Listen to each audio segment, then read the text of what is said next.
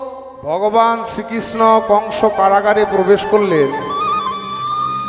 পিতা বসুদেব মা দৈবকীর হাতে পায়ে লোহার বেড়ি, দাদা লোহার বেড়িগুলো খুলে দাও, বুক থেকে পাথরটা নামিয়ে দাও।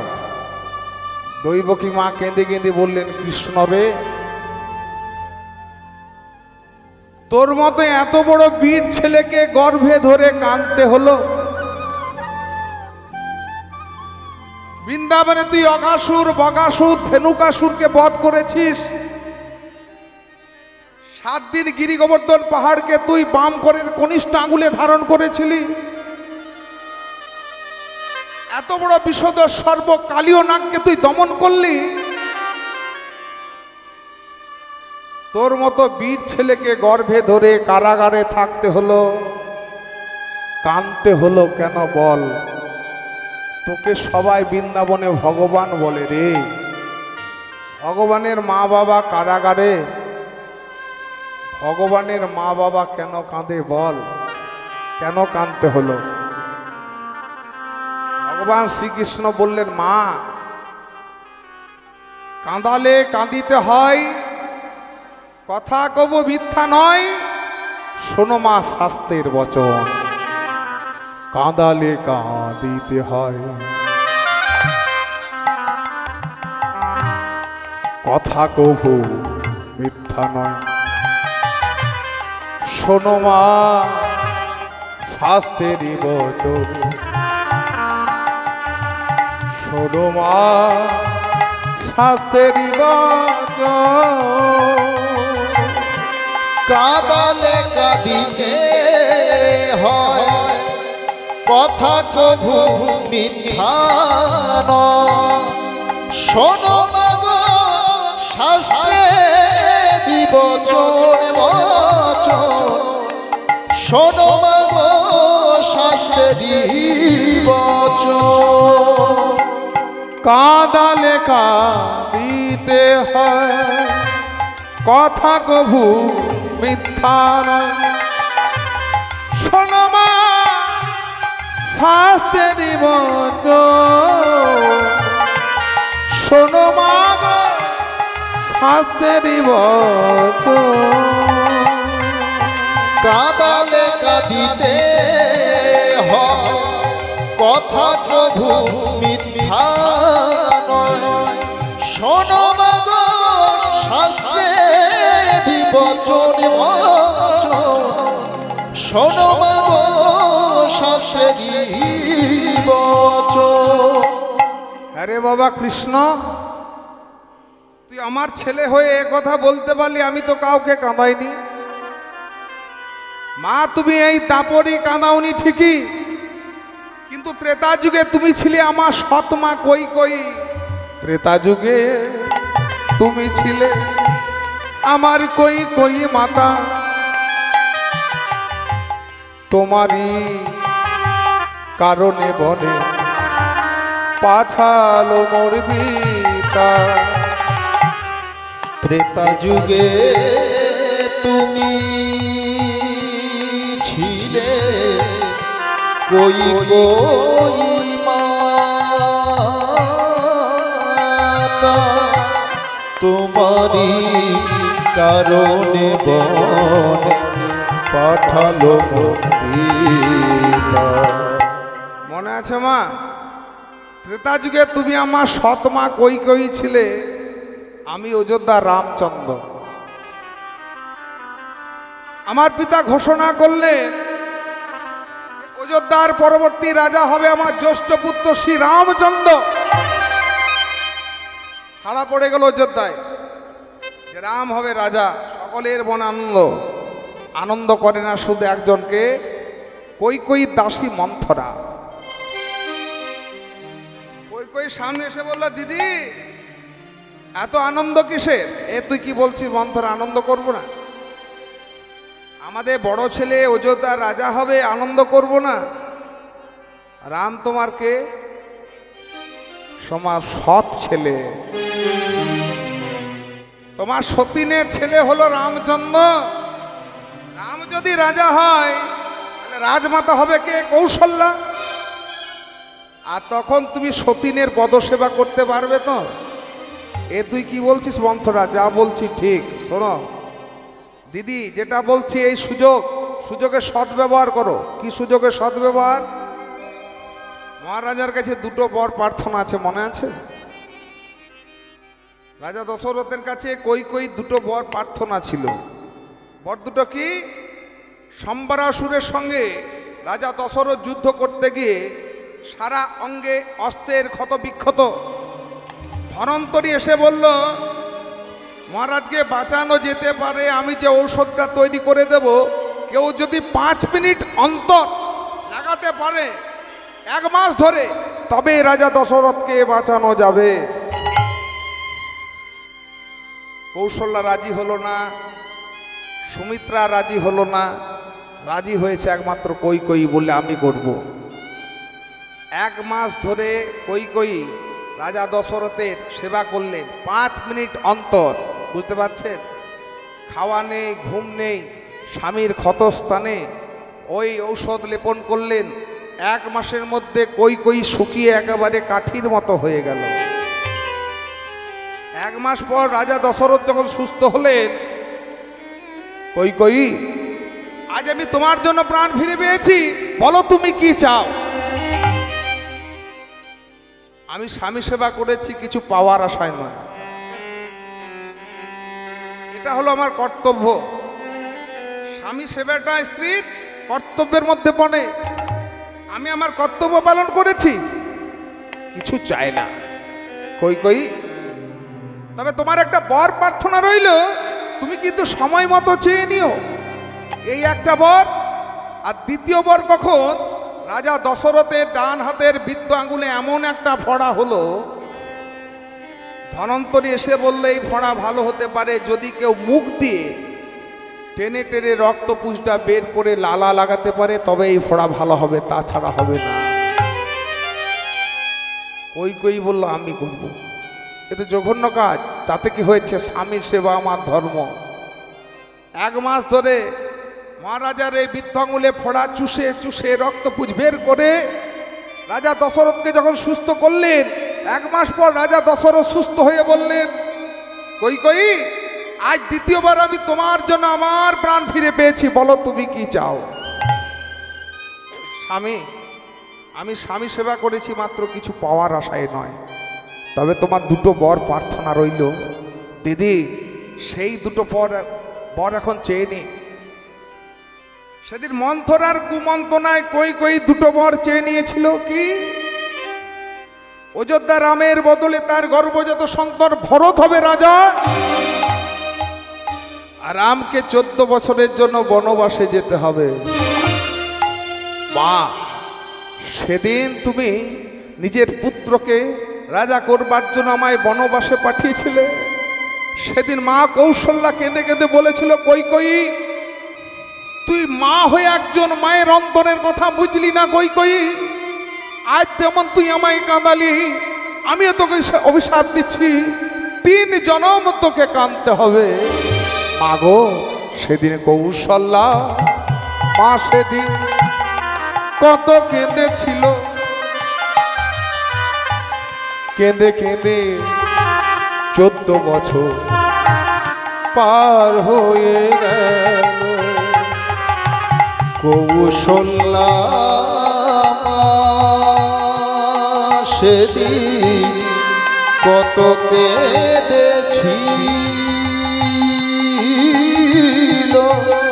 কেঁদে 14 বছর পার হয়ে গেল। কাঁদালে কাঁদিতে হয়, কথা কভু মিথ্যা নয়। শোনো মা, শাস্ত্রের বচন, শোনো মা, শাস্ত্রের বচন। কাঁদালে কাঁদিতে হয়, কথা কভু মিথ্যা নয়। শোনো মা গো, শাস্ত্রের বচন,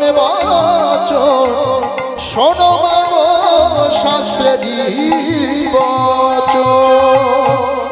আরে বাবা কৃষ্ণ, আমি তোকে গর্ভে ধরলাম রে, এই কারাগারে জন্ম দিলাম রে, মা হয়ে মাতৃত্বের স্বাদ পেলাম না, বুকের দুধ তোকে পান করাতে পারলাম না কেন? কোন দোষে? মা, এটাও তোমার কর্মের ফল। কোন কর্মের ফল? যখন আমি 14 বছরের জন্য বনবাসে যাচ্ছিলাম পিতৃসত্য পালন করতে, আমার গর্ভধারিণী মা কৌশল্যা দুধের বাটি হাতে করে শেষ বিদায়কালে একটু মুখে দুধ দিতে চেয়েছিল। সেদিন তুমি কি করেছিলে মনে আছে? দুধের বাটি হাতে করে আমার কৌশল্যা মা, তুমি দুধের বাটি ফেলে দিলে। ভেবে দেখো দুধের বাটি হাতে নিয়ে কৌশল্যা দুধের বাটি ফেলে দিলে। ভেবে দেখো না। দাঁড়া কৃষ্ণ, দাঁড়া। আমি তোর পিতা বসুদেব, মাকে তুই বুঝিয়ে দিলি ঠিক আছে, কিন্তু আমি তো কেন তো কাউকে কাঁদাইনি, তবে আমায় কেন কারাগারে আসতে হলো? পিতা, তুমিও কাঁদিয়েছো, কাঁদিয়েছো বলে তাই তোমাকে পুত্রের জন্য কাঁদতে হলো, পুত্রের জন্য তোমাকে কারাবাসে থাকতে হলো। কাকে কাঁদিয়েছি? ত্রেতা যুগে তুমি আমার পিতা ছিলে দশরথ, তোমার কোনো পুত্র সন্তান ছিল না, মৃগয়ায় গেলে শিকার করতে, সারাদিন ধরে বনের মধ্যে ঘুরতে ঘুরতে পিপাসায় পিপাসিত হয়ে তৃষ্ণার্ত হয়ে তুমি নদীর তীরে এলে জল খেতে। দেখলে নদীর ওই পারে যেন একটা হরিণ জল খেতে এসেছে, প্রান্ত থেকে তীর নিক্ষেপ করলে তীরটা গিয়ে লাগলো অন্ধক মুনির পুত্র সিন্ধুকের দেহে। অন্ধক মুনি তারা স্বামী স্ত্রী দুজনেই অন্ধ। পিতা মনে আছে, তুমি সেই সিন্ধুকের নিথর দেহটা নিয়ে যখন অন্ধক মুনির আশ্রমে গেলে, আমি অযোধ্যার দশরথ। দশরথ কি হয়েছে? আমি ভুল করে আপনার পুত্র সিন্ধুকে তীরবিদ্ধ করেছিস, এখন মারা গেছে। দশরথ, তুমি কি করেছো? আমরা স্বামী স্ত্রী দুজন অন্ধ, সম্বল বলতে একমাত্র আমাদের এই সিন্ধুক ছিল। তুমি কি করলে দশরথ? আমার যা আর কেউ রইল না। তুমি কি করেছো দশরথ? আজ যেমন পুত্র শোকে জর্জরিত হয়ে, পুত্র শোক হলো জগতের সব থেকে বড় শোক। এই জগতে যত শোক আছে তার মধ্যে সব থেকে বড় শোক হলো পুত্র শোক। মা বাবা বেঁচে থাকতে যদি পুত্র মারা যায়, সেটা হলো বড় শোক জীবনে। সেই পুত্র শোক তুমি আমায় দিলে দশরথ। আমি অভিশাপ দিচ্ছি, তোমার একদিন পুত্রের জন্য প্রাণ যাবে, পুত্রের জন্য তোমাকে কারাগারে থাকতে হবে। পিতা, সেই কর্মফল আজ তুমি ভোগ করছো, তাই কাঁদালে কাঁদিতে হয়, কথা কভু মিথ্যা নয়। শোনো মা শাস্ত্রের বচন, শোনো মা শাস্ত্রের বচন। কাঁদালে কাঁদিতে হয়, কথা কভু মিথ্যা নয়। শোনো মাগো শাস্ত্রের বচন, শোনো মাগো শাস্ত্রের বচন। আপনি যদি কাউকেও কাঁদান, আপনাকেও কাঁদতে হবে। আপনি যদি কাউকে ঠকান, আপনি ঠকার জন্য প্রস্তুত থাকুন, আপনাকে অন্য কোথাও গিয়ে ঠকতে হবে। আপনি যদি কারো মুখে হাসি ফোটান, আপনিও হাসি খুশিতে থাকবেন। আপনি যদি কাউকে দান করেন, ভগবান আপনাকে দান করবেন।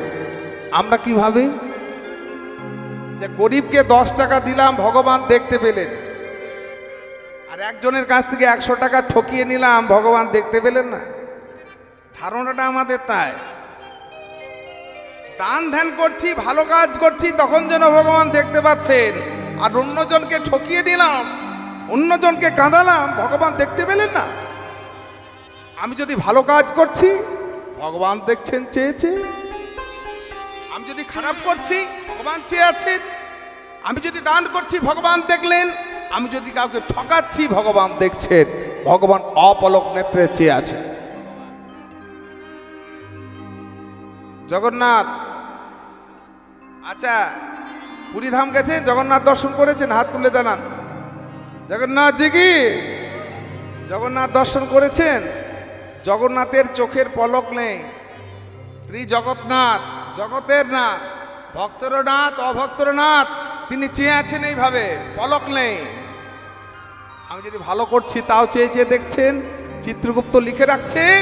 আমি যদি খারাপ করছি তাও তিনি চেয়ে চেয়ে দেখছেন। তাই কাউকে কাঁদাবেন না। আপনি কাঁদার জন্য প্রস্তুত থাকবেন। কাউকে যদি কাঁদিয়ে থাকেন, আপনি যদি ভালো কর্ম করেন, আপনিও ভালোভাবে থাকবেন। আপনি যদি কাউকে সুখী দেখে আপনি যদি সুখী হন, আপনিও সুখে থাকবেন। আর অন্যের সুখ দেখে আপনি যদি জ্বলে পুড়ে মরেন, তাহলে আপনার জীবনে কোনোদিন সুখ আসবে না। অন্যের সুখ দেখে মনে শান্তি পাবেন, আনন্দ পাবেন, আরো সুখ তার প্রার্থনা করবেন। আপনার জন্য জানবেন সুখ অপেক্ষা করছে। অন্যের দুঃখে দুঃখী হওয়া, অন্যের সুখে সুখী হওয়াই হলো মানুষের ধর্ম। শুধু ভালো খাবার জন্য নয়, ভালো পড়ার জন্য নয়, দীঘা গ্যাংটক বানানোর জন্য নয়, আর টাকা পয়সা শুধু রোজগার করার জন্যই মানুষ হয়েছি তা নয়। ভালো খেলাম, ভালো পড়লাম, মাঝে মাঝে দীঘা গ্যাংটক বেড়াতে গেলাম, সুন্দর একখানা মজা করে বাড়ি করেছি, বাহ, আমার জীবন সার্থক। একজন টালিগঞ্জের আর্টিস্ট, সেদিন নেতাজি ইন্ডোরে প্রোগ্রাম করছি, মানে আমাকে সরকারি প্রোগ্রামগুলো করতে হয়, যেহেতু আমি রাজ্য সরকারে চাকরি করি। হ্যাঁ, তা মাঝে মাঝে রাজ্য সরকার থেকে ডাক পড়ে, মুখ্যমন্ত্রী দপ্তর থেকে, তাই নেতাজি ইন্ডোরে মাঝে মাঝে প্রোগ্রামে যেতে হয়, আবার বিদেশেও যেতে হয়। তা সেদিন আমি নামটা বলছি না, এক নায়ক আমার পাশে বসে আছেন, নায়িকা বসে আছেন, ওনাদের পরে আমি উঠবো। নায়িকাটা নায়ককে বলছে, দাদা কি নিয়ে একটা কথা হচ্ছিল, হঠাৎ কানে শুনতে পেলাম। আরে ভালো খাওয়ার জন্য এসেছি, ভালো পড়ার জন্য এসেছি, বেড়াবো, ঘুরবো, আনন্দ করবো, অ্যাশ করবো, চলে যাবো। উনি বুঝতে পারেননি যে পাশে একজন কীর্তনিয়া বসে আছে। আমি সঙ্গে সঙ্গে প্রোটেস্ট করলাম যে দিদি ভাই, আপনি কথাটা যে বললেন এটা উইথড্র করুন। হেসে হেসে বলছেন, কেন উইথড্র করবো? আপনি বলছেন ভালো খাওয়ার জন্য এসেছি, ভালো পড়ার জন্য এসেছি, বেড়ানোর জন্য এসেছি। খাওয়া পড়া বেড়ানোর জন্য, দালান বাড়িতে বাস করার জন্য, এই সকল সুখের জন্য মানুষ নয়। শুনুন, পাখিরাও বেড়াতে যায়। এই শীতকালে অস্ট্রেলিয়া থেকে সাইবেরিয়ান পাখিগুলো উড়িষ্যায় বেড়াতে আসে, দেখবেন শীতের পরে তারা ফিরে যায়। আমরা দালান বাড়ি তৈরি করি, দেখবেন বাবুই পাখি কি সুন্দর ঠোঁট দিয়ে দিয়ে বাসা তৈরি করে। আমরা বাড়িতে ঝাড়বাতি লাগাই, পাখিগুলো, বাবুই পাখি জোনাকি পোকা ধরে এনে বাসার মধ্যে রেখে দেয় আলো। এখানে হরিনাম হচ্ছে, যদি একটা গরু চলে আসে না, সে নিজের মনে জাবর কাটবে, আমি কি বললাম না বললাম সেই দিকে তার কোনো লক্ষ্য নাই। আর ঠাকুর ঘরে যদি একটা ছাগল প্রবেশ করে, তাহলে ঘটের উপরে আমপল্লবটাকে ধরেই খেতে যায়। তাহলে পশু পাখি আর মানুষের মধ্যে পার্থক্যটা কি? পশু পাখি মানুষের মধ্যে পার্থক্য হলো, পশু পাখিরা শত চেষ্টা করলেও কোনোদিন বদন ভরে নিতাই গৌর হরি বলতে পারে না। আমরা বদন ভরে বাহু তুলে বলি নিতাই গৌর হরি বল। জীবের স্বরূপ হলো কৃষ্ণের নিত্য দাস। কে বলেছেন? ভগবান শ্রীকৃষ্ণ সনাতন প্রভুকে বললেন।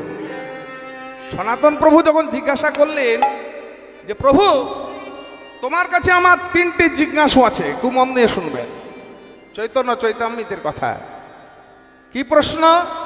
আমি কে? আমার এত দুঃখ কেন, এবং এই দুঃখ থেকে পরিত্রাণ পাবো কি করে? এই জিজ্ঞাসাটা কি আমাদের নয়? আমি কে? আগে নিজেকে জানতে হবে, নিজের স্বরূপটা কি, নিজের আত্মাকে। আমি কীর্তনীয় নিত্যানন্দ বন্দ্যোপাধ্যায়, এটা আমার দৈহিক পরিচয়, দেহটার সঙ্গে আমার পরিচয়, আত্মিক পরিচয় নয়। আমি যখন জন্মগ্রহণ করেছিলাম কীর্তনীয় নিত্যানন্দ বন্দ্যোপাধ্যায় ছিলাম কি? ছিলাম না। মা বাবা নাম দিলেন নিত্যানন্দ, পরে কীর্তন শিখলাম, উপাধি হলো কীর্তনীয় নিত্যানন্দ বন্দ্যোপাধ্যায়। কিন্তু যখন মারা যাব কীর্তনীয় নিত্যানন্দ বন্দ্যোপাধ্যায়কে পাওয়া যাবে? পাওয়া যাবে না। তাহলে এটা কিন্তু আমার আসল পরিচয় না। আসল পরিচয়টা কি? কেন এসেছি? মহাপ্রভু বললেন জীবের স্বরূপ হলো কৃষ্ণের নিত্য দাস। নিতাই গৌর হরিবল। তুমি যদি নিজেকে ভগবান শ্রীকৃষ্ণের চরণে দাস মনে করতে পারো, তোমার কোনো দুঃখ কষ্ট হবে না। আমরা দুঃখ পাই কেন জানো? যখন কিছু চাই যদি না পাই তখনই দুঃখ পাই। যেমন ধরুন, জমিদার বাড়ির একটা চাকর ছেঁড়া তলাইয়ে শুয়ে শুয়ে চিন্তা করছেন যে আমার প্রভু শুয়ে আছেন পালঙ্কে, আর আমি একটা ছেঁড়া তলাইয়ে শুয়ে আছি।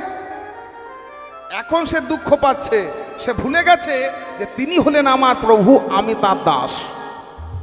তেমন যদি নিজেকে আমরা ভগবান শ্রীকৃষ্ণের চরণে দাস মনে করতে পারি, কোনো দুঃখ কষ্ট থাকবে না। আর যদি চাই, যদি না পাই, তখনই জীব দুঃখ পায়। জীবের স্বরূপ হলো কৃষ্ণের নিত্য দাস। আমরা এলাম কেন? জলজান অবলক্ষানি স্থাবর লক্ষ বিংশতি কৃমি ও রুদ্র সংখ্যাকা পক্ষীরাং 10 লক্ষ কম 30 লক্ষ পশু ভাঙাচ্ছেন চতুলক্ষানি মানব। এই যে দেহটা পেয়েছি, এর পরিচয়টা কি? এমনি এমনি পাইনি। 84 লক্ষ জনি ভ্রমণ করে দেহটা পেলাম। জলজান অবলক্ষানি, জলজকুলে আমাদের জন্ম হয়েছিল 9 লক্ষ বার। স্থাবর লক্ষ বিংশতি, জলজ জীবন থেকে মুক্তি লাভ করলাম যখন শঙ্খ রূপে জন্মগ্রহণ করলাম। শঙ্খ। স্থাবর লক্ষ বিংশতি, গাছপালাতে জন্মগ্রহণ করলাম 20 লক্ষ বার। যেদিন ওই তুলসী বৃক্ষ রূপে জন্মগ্রহণ করলাম, আমার পাতা দিয়ে হলো গোবিন্দের ভোগ নিবেদন, সেদিন গাছপালা জীবন থেকে মুক্তি লাভ করলাম। কৃমি ও রুদ্র সংখ্যাকা 11 লক্ষ বার জন্ম হলো পোকামাকড়ে। যেদিন ওই গণ্ডক নদীতে শালগ্রাম শিলার ব্রজ কীট হয়ে জন্মগ্রহণ করলাম, সেদিন পোকামাকড় জন্ম থেকে মুক্তি লাভ করলাম। পক্ষীনাং 10 লক্ষ কম, 10 লক্ষ বার জন্ম হলো ডিমের মধ্যে পাখি হলাম। যেদিন এই গোবিন্দের শিরভূষণ হলাম, সেদিন পাখি জন্ম থেকে মুক্তি লাভ করলাম। 30 লক্ষ বার পশুকুলে জন্ম হলো পশু, সিংহ, বাঘ, হাতি। শেষে যখন গাভীর রূপে জন্মগ্রহণ করলাম, আমার দুগ্ধ ভক্ত বৈষ্ণবগণ পান করলো, তখন আমরা পশু জন্ম থেকে মুক্তি লাভ করলাম। এরপর 4 লক্ষ বার মানব কুলে, সভ্য মানব, অসভ্য মানব। এখন এই সুন্দর দেহটা পেয়েছি। এত কিছু, এত 84 লক্ষ জনি ভ্রমণ করার পর কত জন্মের স্বীকৃতির ফল এই দেহটা পেয়েছি।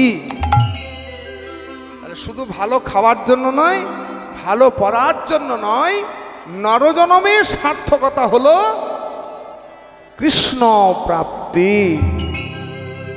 আমরা ভগবানকে লাভ করার জন্য এসেছি, এটা ভুলে গেলে হবে না। ভালো খেলাম, ভালো বললাম, টাকা রোজগার করলাম। হয়তো আপনাদের ধারণা হবে আমি তো একটা গভর্নমেন্ট সার্ভিস করি, প্রচুর টাকা মাইনে পাই। যদি রোজগার করতে বলতাম বস্তা বস্তা টাকা। এমন একটা ডিপার্টমেন্টে চাকরি করি, সব কিছু ছেড়ে দিয়ে আপনাদের এখানে কেন এসেছি? কারণ আমার গুরুদেব, মা বাবা সেইভাবে শিক্ষা দিয়েছেন, শুধু টাকা রোজগার করাটা, গাড়ি বাড়ি করাটাই মানুষের কিন্তু কাজ নয়। তুমি এসেছো চৈতন্য নিয়ে, চৈতন্য প্রদান করো, চৈতন্য দান করো, প্রেম দান করো, হরি বলো, অপরকে হরি বল বলাও, নিতাই গৌর হরি বল। এই জন্য আমরা এসেছি, ভুলে গেলে হবে না। তাই বললেন তুমি কাউকে কাঁদিও না, তোমাকে কাঁদতে হবে। ভগবান সেই কারাগারে জীবকে শিক্ষা দিলেন, তুমি যদি কাউকে কাঁদাও তোমাকে কাঁদতে হবে, তুমি যদি কাউকে দুঃখ কষ্ট দাও তোমাকে দুঃখ কষ্ট পেতে হবে, তুমি যদি কারো ভালো আশা করো তোমার জীবনে ভালোগুলো ঘটবে। মা বাবাকে কারাগার থেকে উদ্ধার করলেন। এবার দৈবকী বসুদেব চিন্তা করছেন আমার ছেলেদের মঙ্গল কি করে করা যায়।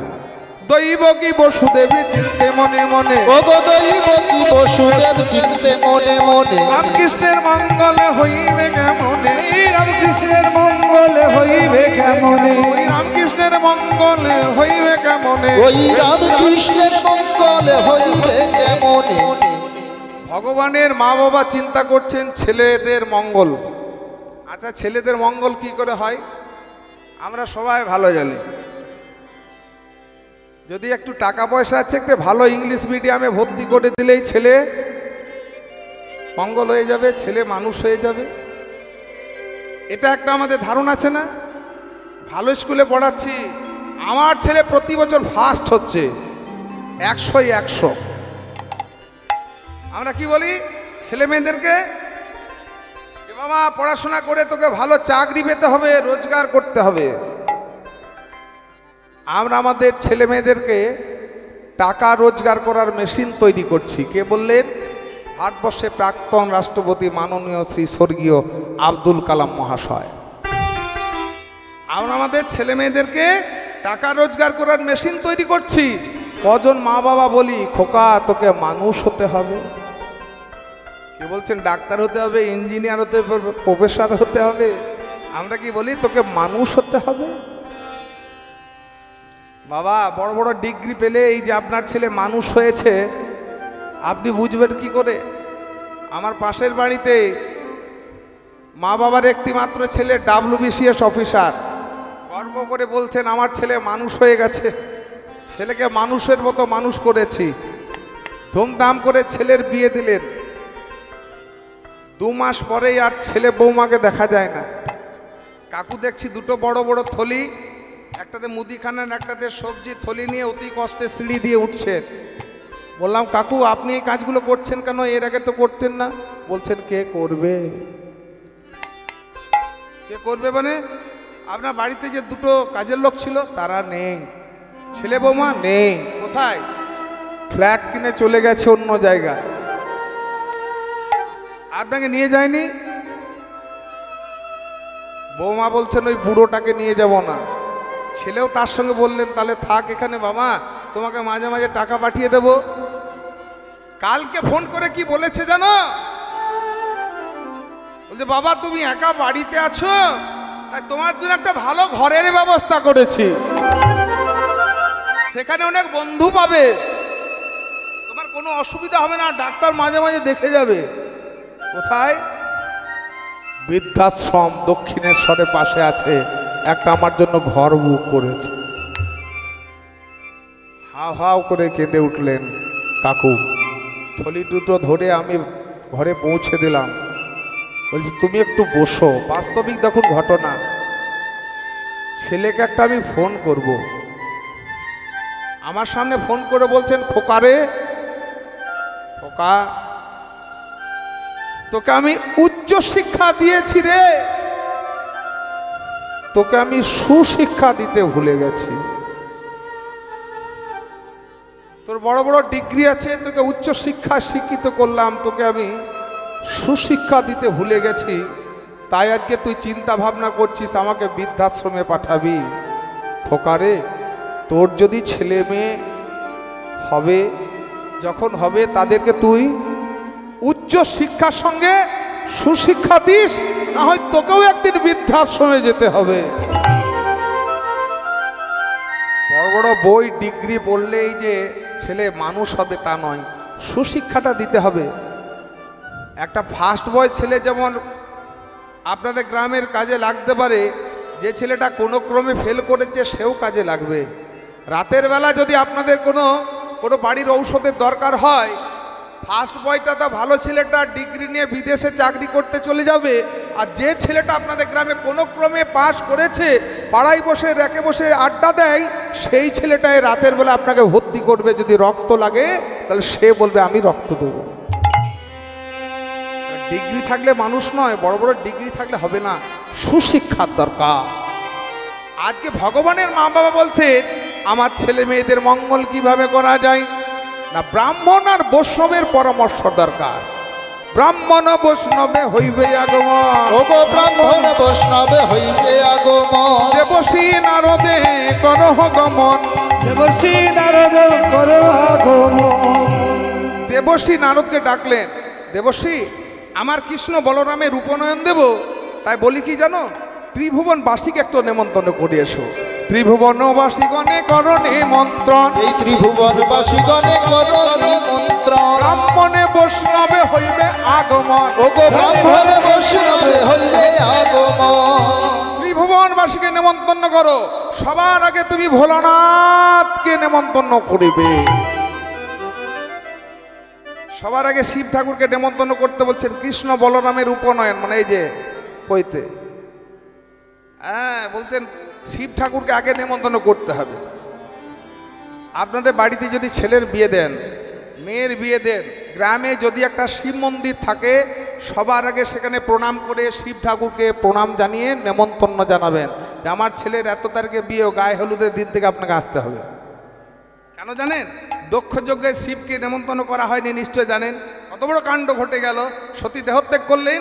সেদিন থেকে দেবতারা ভগবান বললেন যে কোনো শুভ মঙ্গলজনক অনুষ্ঠানে যদি ভোলানাথকে যদি আমন্ত্রণ না জানানো হয়, সেই শুভ মঙ্গলজনক অনুষ্ঠান কোনোদিন সম্পন্ন হতে পারে না।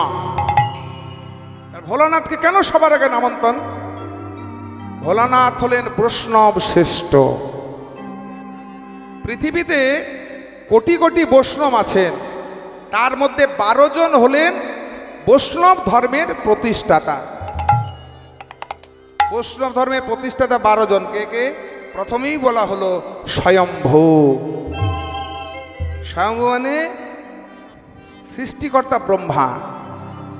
তারপরে হলো শম্ভু, মনু সত্যযুগের রাজা, সুখদেব, দেবশ্রী নারদ, কপিল, যার জন্য গঙ্গাসাগর মেলা হয়, কুমার, সৃষ্টিকর্তা ব্রহ্মার 4 মানসপুত্র, সনক, সনাতন, সনন্দ, সনত কুমার, পিতামহ ভীষ্ম, জনক রাজা, বলি মহারাজ, ভক্ত প্রহ্লাদ, আর শেষজন হলেন যমরাজ।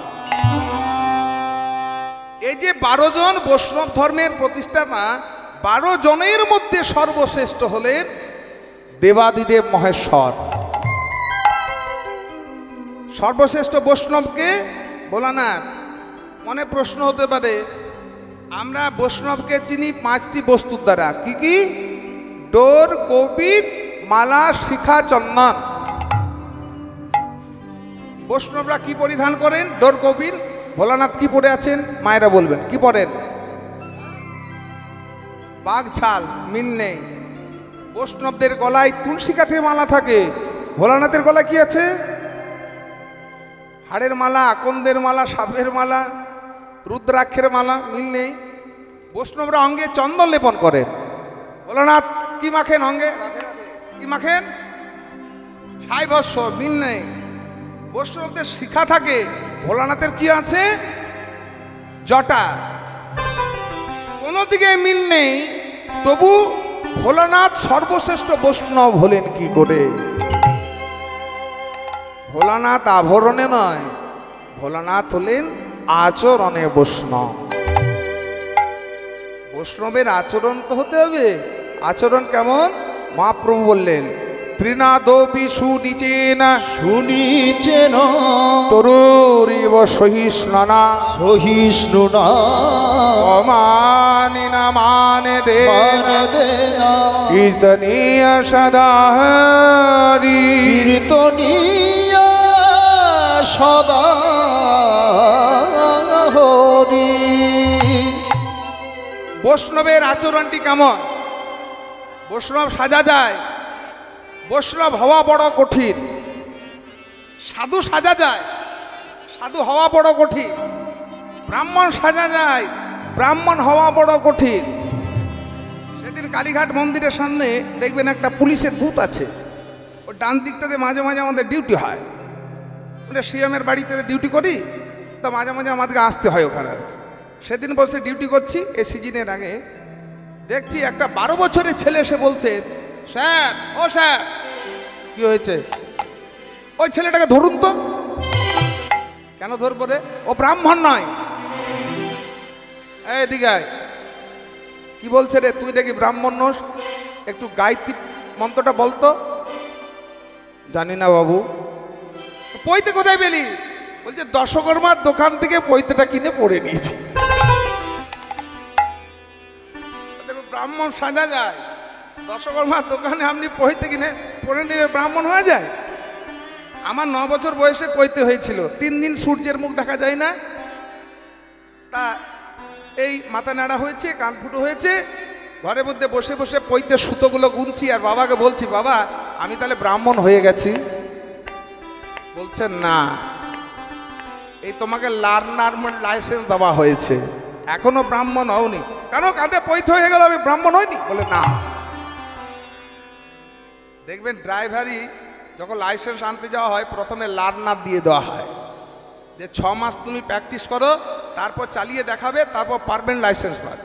বাবা বললেন এবার তোমাকে লার্নার দেওয়া হয়েছে, এবার তুমি সাধনা করো।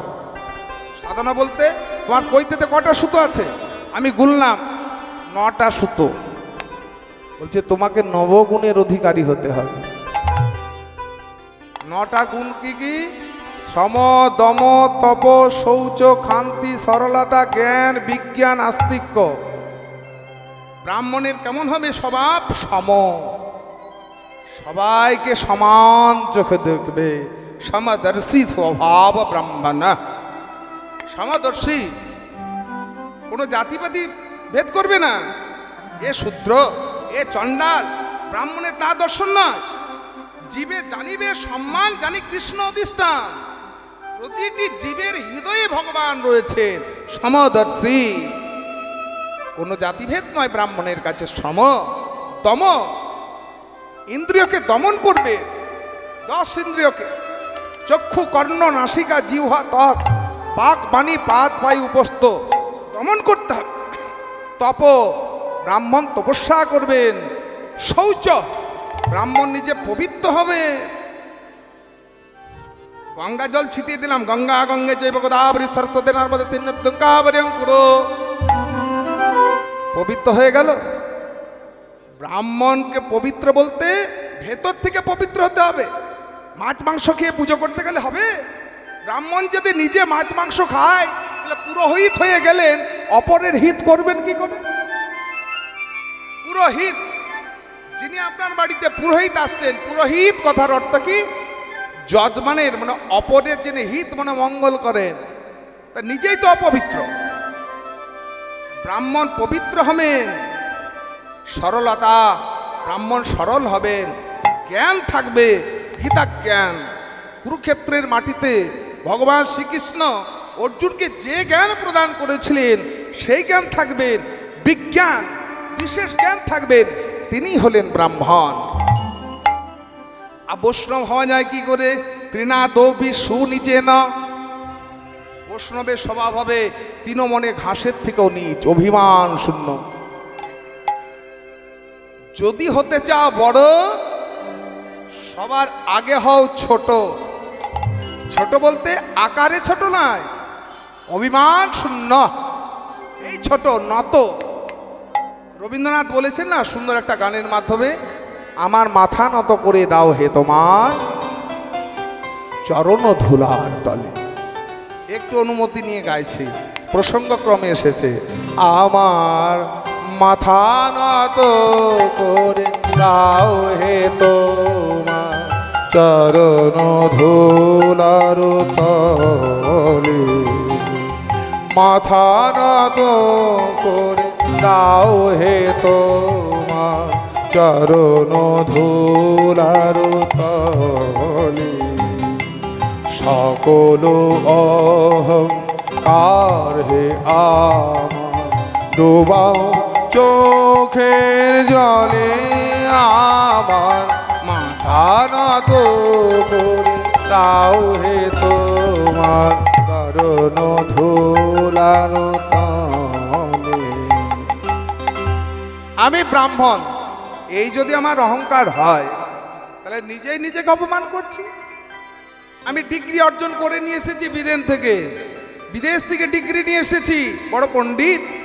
এই যদি তোমার পাণ্ডিত্যের প্রতি যদি তোমার অহংকার হয়, বিদ্যাকেও যখন অপমান করা হয় নিজেকেও অপমান করা হয়। তাই বিদ্যা নিয়ে, রূপ নিয়ে, যৌবন নিয়ে, অর্থ নিয়ে অহংকার করো না। নিজের করিতে গৌরব দান, নিজের কেবলই করি অপমান। নিজের করিতে গৌরব দান, নিজের কেবলই করি অপমান। আপনারে শুধু ঘেরিয়া ঘেরিয়া ঘুরে মরি পলে পলে আমার মাথা নত করে দাও হে তোমার চরণ ধুলার তলে। বৈষ্ণবের স্বভাব কেমন? তিনাদপি শুনেছেন অভিমান শূন্য তরুরিব সহিষ্ণনা। বৃক্ষের মতো সহ্যগু, যে সয় সে রয়। আমাকে দুটো কথা শুনিয়ে দিয়েছে, আমি মনে মনে চিন্তা করছি যে ওকে কখন চারটে কথা শোনাবো তবে আমার গায়ে ঝাল মিটবে, ওকে শোনাতেই হবে। এই যদি তোমার হৃদয়ে ভাব থাকে তাহলে তুমি ভক্ত হতে পারবে না, বৈষ্ণব হতে পারবে না। বৃক্ষের মতো সহ্যগুণ হতে হবে। একটা গাছ রোদের মধ্যে দাঁড়িয়ে আছে, তার ফ্যানের হাওয়া লাগে না, শীতের দিনেও ফাঁকাতে দাঁড়িয়ে থাকে, তার শাল সোয়েটার মাফলার লাগে না, ঝড় বৃষ্টিতেও দাঁড়িয়ে আছে। এই সহ্যগুণ বৈষ্ণবের হবে। অমানে না মানে দে না। বৈষ্ণবের স্বভাব কেমন? কে আমায় মান সম্মান করলো, কে শ্রদ্ধাভক্তি করলো, সেই পরোয়া করে না। কিন্তু বৈষ্ণব সবাইকে মান সম্মান দেবে। এই সমাজে যাদেরকে কেউ মান সম্মান দেয় না তাদেরকে আগে দিতে হবে। কীর্তনীয় সদাহরি, এই সকল সবই রয়েছে ভোলানাথের মধ্যে। তাই তিনি হলেন সর্বশ্রেষ্ঠ বৈষ্ণব। নিতাই গৌর হরিবল হরিবল। জয় নিতাই। সকল ভক্ত মণ্ডলীদের উদ্দেশ্যে বলছে, আমরা নারায়ণ সেবার ব্যবস্থা করেছে। প্যান্ডেলের উত্তর দিকে আমাদের নারায়ণ সেবার ব্যবস্থা আছে। আপনারা সকল ভক্ত গিয়ে সেবা নিয়ে আসবেন। হরে কৃষ্ণ। দেবশ্রী নারদ ত্রিভুবনবাসীকে নেমন্তন্ন করতে বেরোলেন। চলুন দেবশ্রী নারদের সঙ্গে যায় ভোলানাথের কাছে, কারণ ভগবান শ্রীকৃষ্ণ বলরামের উপনয়ন। হরে মোরারে নিতাই গৌর হরিবল। মধু কৈতব হারে হরে মুরারে মধু কৈতব ভারে। হরে মুরারি মধু কৈতব ভারি। হরে মুরারে মধু কৈতব ভারে। গোপাল গোবিন্দ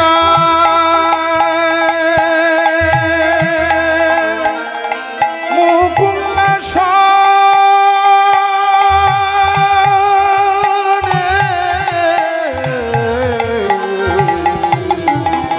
হরে মুরারে মধু কৈতব ভারে।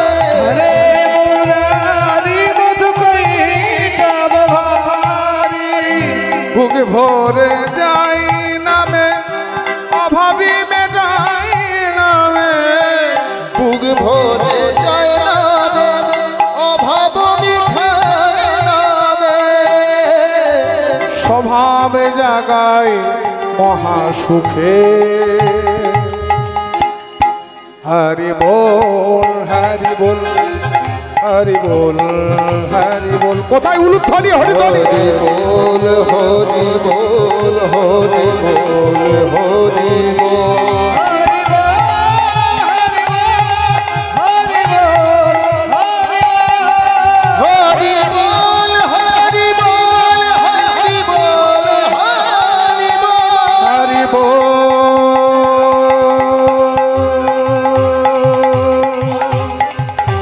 হরি হরি বল হরি বল। নারায়ণ নারায়ণ নারায়ণ। কার আগমন হলো? দেবশ্রী নারদ, চতুর্ভক্ত। বলছেন যখন এত বড় বড় বৈষ্ণবের কাছে যাব নেমন্তন্ন করতে, আমার মনে তিনটি প্রশ্ন আছে। সেই প্রশ্নের উত্তরগুলো অনেক দিন ধরে রয়েছে, সেই প্রশ্নের উত্তর আমি চেয়ে নিয়ে আসবো। ভোলানাথের জয় হোক। জয় হোক। মায়েরা বাবার মাথায় জল ঢালে না নাকি? জয়ের ধ্বনিটা ঠিক যেন না খেতে পাওয়া গলার মতো। দেবাদিদেব মহেশ্বর কি জয়। এবার হয়েছে। মনে তিনটি প্রশ্ন। হরিনামের মাহাত্ম্য কি? হরিনামের ফল কি? হরিনাম কেন করব? বৈষ্ণব শ্রেষ্ঠ ভোলানাথের কাছে এসেছি, এই তিনটি প্রশ্ন করব না, আমার রথ দেখা হবে। আর সবাই জানেন, বুঝলেন, বলছে কলা বেচা হয়। হ্যাঁ মামা, এই নাম নেমন্তন্ন পত্র। কিসের? কৃষ্ণ বলরামের উপনয়ন। আর আমার তিনটি প্রশ্নের উত্তর দিন। বাহ, নেমন্তন্ন করলে আবার প্রশ্নের উত্তর দিতে হবে? আরে নেমন্তন্ন বাড়ি খেতে যাবে, খালি হাতে যাবে? প্রশ্নের উত্তর দিলেই তুমি হোজ পাবে। তা কি প্রশ্নটা কি? হরিনামের মাহাত্ম্য কি? হরিনাম কেন করব? হরিনামের ফল কি? আমি তো বলতে পারবো না। তুই বৈষ্ণব শ্রেষ্ঠ, তুমি যদি এই প্রশ্নের উত্তর না দিতে পারো, কে দেবে? আমি যার নাম করি তার কাছে যাও, বিষ্ণু লোকে যাও, সেখানে তোমার প্রশ্নের উত্তর পাবে। এই বিনা বাজাতে বাজাতে চললেন হরি বল হরি বল হরি বল হরি বল। প্রেমানন্দ নিতাই বল হরি বল। হরি বল হরি বল হরি বল। হরি বল হরি বল হরি বল। ও যে সত্য সনাতন নিত্য নিরঞ্জন, সত্য সনাতন নিত্য নিরঞ্জন। সত্য সনাতন নিত্য নিরঞ্জন। সনাতন নিত্য নিরঞ্জন। হরে কৃষ্ণ হরি বল হরি বল হরি বল হরি বল হরি বল। হরি বল হরি বল হরি বল হরি বল। হরি বল হরি বল হরি বল হরি বল। হরি বল হরি বল হরি বল। হরি বল। নারায়ণ নারায়ণ নারায়ণ। কি মনে করে দেবশ্রী এই নেমন্তন্ন পত্র নিয়ে আর আমার প্রশ্নের উত্তর দিন। প্রশ্নটা কি? হরিনামের মাহাত্ম্য কি? হরিনাম কেন করব? আর হরিনামের ফল কি? আমার জানা নেই। বাহ, তোমার নাম ঘুরে ঘুরে বেড়ায়, তুমি যদি না বলতে পারো তাহলে বলবে কে? এরপরে তুমি কোথায় যাবে? না যমলোকে যাব। 12 জন যে বৈষ্ণব শ্রেষ্ঠ আছেন, সবার শেষে কার নামটা শুনেছেন? যমরাজ। যমলোকে যাব নিমন্ত্রণ পত্র দিতে। বসুদেব বলে দিয়েছেন বৈষ্ণবদেরকে আগে, ওনাকে ভাগ্যের ফলে বৈষ্ণব আসিয়া মেলে। বাহ, তাহলে যাই দেখি যমলোকে আমার প্রশ্নের উত্তর পেয়ে যাব। যমলোকে যেই না গেলে নারায়ণ নারায়ণ নারায়ণ, আসুন দেবশ্রী, এই যে নিমন্ত্রণ পত্র নিন, কৃষ্ণ বলরামের উপনয়ন, আর আমার প্রশ্নের উত্তর দিন। প্রশ্নটা কি? হরিনামের মাহাত্ম্য কি? হরিনাম কেন করব? আর হরিনামের ফল কি? আমার তো জানা নেই। জানা নেই বলতে স্বয়ং ভগবান পাঠিয়েছেন, ভুল করে পাঠিয়েছেন। এখন যদি আমি বলি তাহলে কম বলা হয়ে যাবে, আর কম বলা মানে হলো কি অপরাধের ভাগী হতে হবে। যেমন ধরুন পুজো করতে বসেছেন ঠাকুরমশাই, এবার কোনো মন্ত্রটা যদি অর্ধেক বলে দেন, এই যেমন মা দুর্গা ধ্যান, জড়া জটং সমাযুক্তাং মর্ধেন্দুকৃত সেকরাম লোচনত্র সংযুক্তাং বন্ধু শুদ্ধিশালাম অতসি পুষ্পপারণামাং সৌপ্রতিষ্ঠিতাং সুলোচনাম নব যৌবন সম্পন্নাং সর্বহারভূষণাম সুচারুদাসন তদ্বৎ। এই মস্ত বড় মা দুর্গা ধ্যান, মা কালী যেমন त्वं स्वाहा त्वं सुधा त्वं हेव सत्कार सरात्मिका सुधा तमक्षरे नित्येति धा मात्रास्तिका स्थिता अर्धमास्त्रा स्थिता नित्यानुचर्য বিশেষতঃ। এটা চণ্ডী পাঠ থেকে। এবার আর্ধেকটা বলে যদি ঠাকুরমশাই ছেড়ে দেন, তাহলে ঠাকুরমশাইকে নিজের পাপের ভাগী হতে হবে। তেমনি যমরাজ বলছেন আমি হরিনামের মাহাত্ম্য বলতে যাব, ঠিক মতো বলা হবে না, অপরাধের ভাগী হতে হবে। তার চেয়ে আমি জানি না বলে দেওয়াই ভালো। দেবশ্রী, আপনি যখন এসেছেন জমলোকে, একটু জমলোকটা ঘুরে ঘুরে একটু দেখে যান। 4টে দ্বার আছে, 18টা নরক। এই প্রথম দ্বার পূর্ব দ্বারে, এখানে খুচরো পাপীরা থাকে। এই যে হরিনাম শুনতে শুনতে ঘুমোচ্ছে না, এরা হলো খুচরো পাপী। এই দেখুন, এখানে দাঁড়িয়ে তো শাস্ত্রের বাইরে কথা বলা যায় না। শাস্ত্র বইবত কথা বলতে পারি না, সে শিক্ষা আমি পাইনি। যা বলি শাস্ত্রকে আপনারা দেখে নেবেন, ইউটিউবাররা সামনে রয়েছেন। একটা শাস্ত্রের বাইরে কথা বলতে পারি না, সে শিক্ষা পাইনি। সেবা অপরাধ আছে 32 প্রকার। একটু বলে দিই, 64 প্রকার ভক্তির অঙ্গ, তো তার মধ্যে 32টা হলো সেবা অপরাধ না করা। হরিবাসর এই দেখুন, মা চটি জুতোগুলো সামনে রেখে দিয়েছে।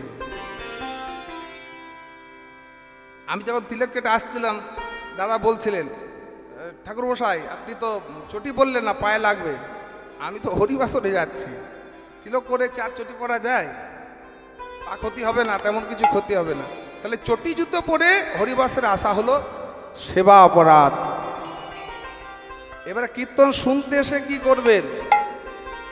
হরিবাসরে এলেন, এ বলতে পারবে ভালো, আমার ডান দিকে বাজি। কীর্তন শুনতে এসে প্রথমেই কাজটা কি? ভালো জায়গা থেকে, আর গ্রীষ্মকাল যদি হয়, আমরা দেখি তো হরিবাসর থেকে ফ্যানের নিচে বসবেন। আর তা কীর্তন শুনতেছে যেই না প্রথমে বসে পড়লেন, প্রথমেই আপনি অপরাধ করলেন। কি অপরাধ? না, বিগ্রহকে প্রণাম না করাটা হলো সেবা অপরাধ। আগে বিগ্রহকে প্রণাম করতে হবে, তারপর বসতে হবে। কারণ আপনারা যখন গুরু বাড়িতে যান, তা গুরু বাড়িতে যাওয়ার পর কি প্রথমেই গুরু বাড়িতে বসে পড়েন? কি করেন প্রথমে? না, গুরুদেবকে প্রণাম করি, তাই তো? প্রথমে গুরুদেবকে প্রণাম করতে হয়। গুরুদেবকে প্রণাম কিভাবে করতে হয়? প্রণামের ভাগ আছে কিন্তু। মা কালীকে যখন প্রণাম করবো, শক্তি তত্ত্ব তো, তখন নিচের ডান দিকে তত্ত্ব রসামৃত জ্ঞান মঞ্জুরি খুলে দেখবেন, গরুর পুরাণ খুলে দেখবেন, সুন্দর লেখা আছে। শক্তি তত্ত্বকে প্রণাম করতে হয় নিজের ডান দিকে রেখে, আর বিষ্ণু তত্ত্বকে প্রণাম করতে হয় ভগবান শ্রীকৃষ্ণ, নারায়ণ, মহাপ্রভু, তাদেরকে প্রণাম করতে হয় নিজের বাম দিকে রেখে। আর গুরুদেবকে প্রণাম করতে হয়, গুরুজনদেরকে প্রণাম করতে হয় সামনে রেখে। এখন আবার প্রণাম নয়, পেন নাম উঠে গেছে।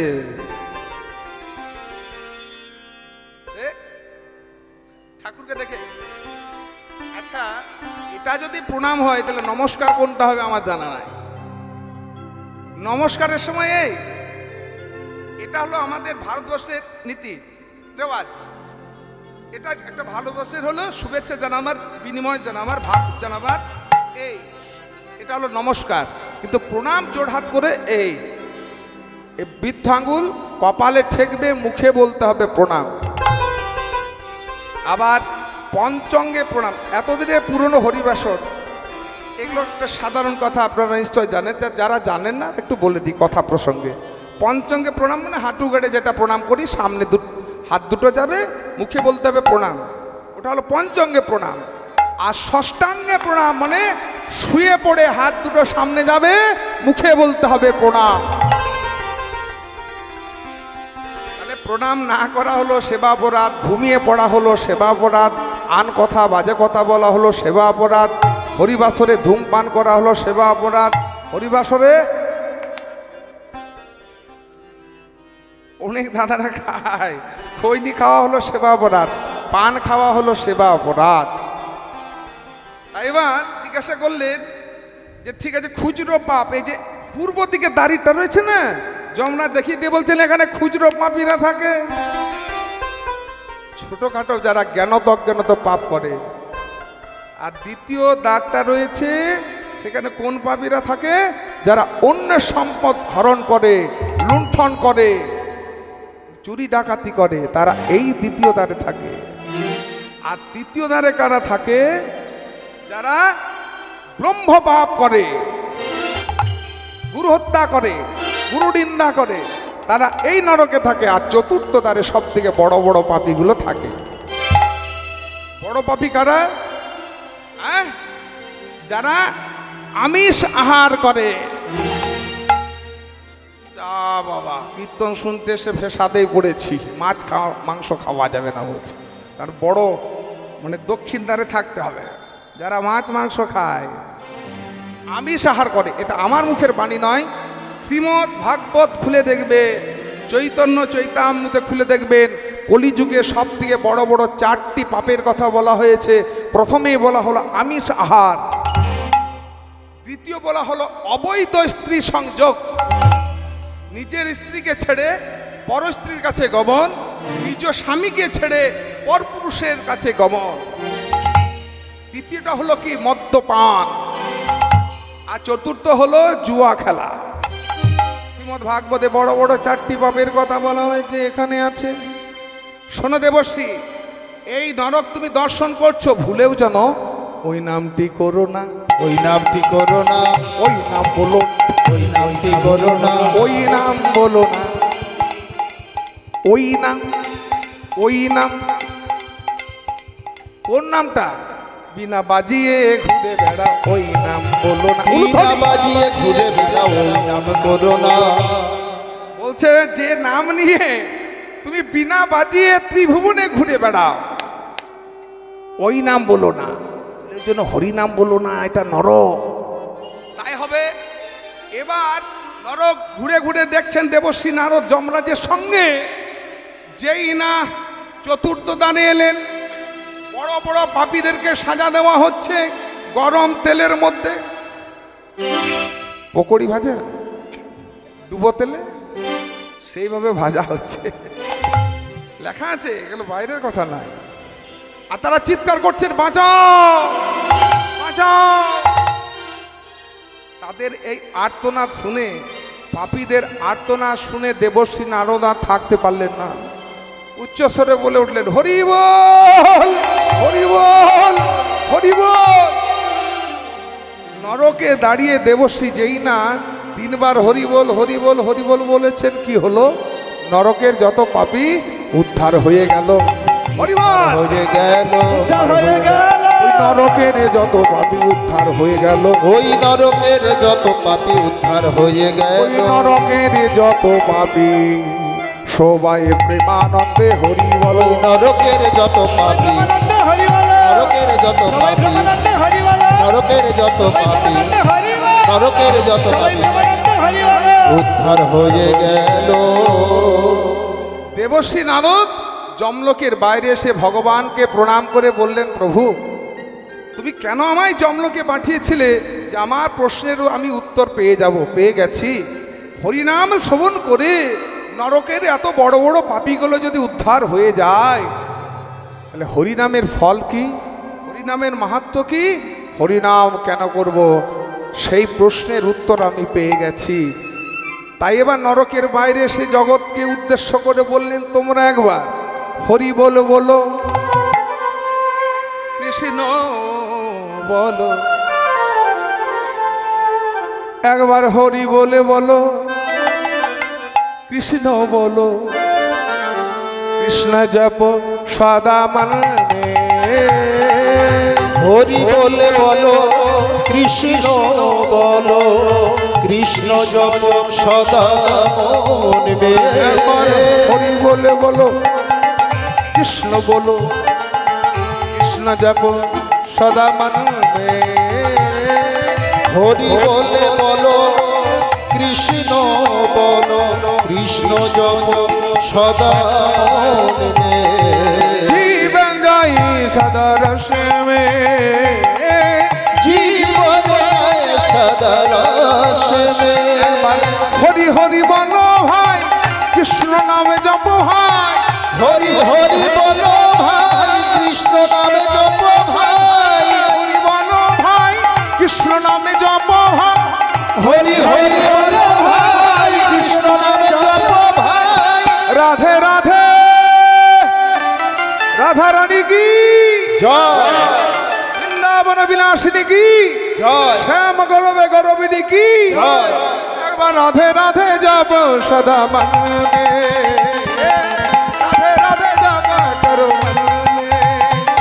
একবার হরি বলে বলো, কৃষ্ণ বলো, কৃষ্ণ জপ সদা মনে। হরি বলে বলো, কৃষ্ণ বলো, কৃষ্ণ জপ সদা মনবে।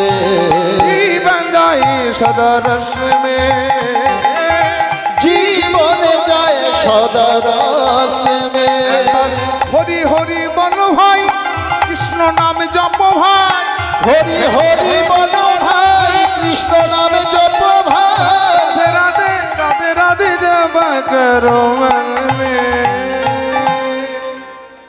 ধুমধাম করে কি হলো, ধুমধাম করে উপনয়ন হলো। উপনয়নের পর মা বাবা চরণে সে প্রণাম করলেন। ভগবান শ্রীকৃষ্ণ বলাই দাদাকে সঙ্গে করে আজ পৌনতে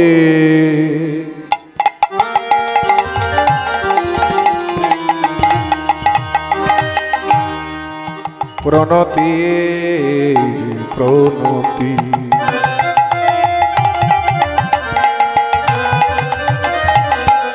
আজ প্রণতি করিয়া পায়,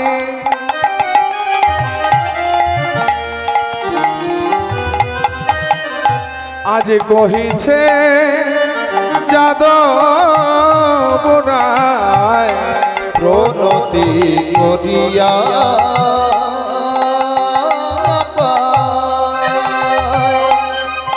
কহিছে যাদব রায়। এবে যাব বিদ্যায় অর্জন লাগি, এবে যাব বিদ্যায় অর্জন লাগি। আমরা এবে যাব বিদ্যায় অর্জন লাগি। এবে যাব বিদ্যা অর্জন লাগি। এই নিবে দনে করি আমরা এই নিবেদন করি।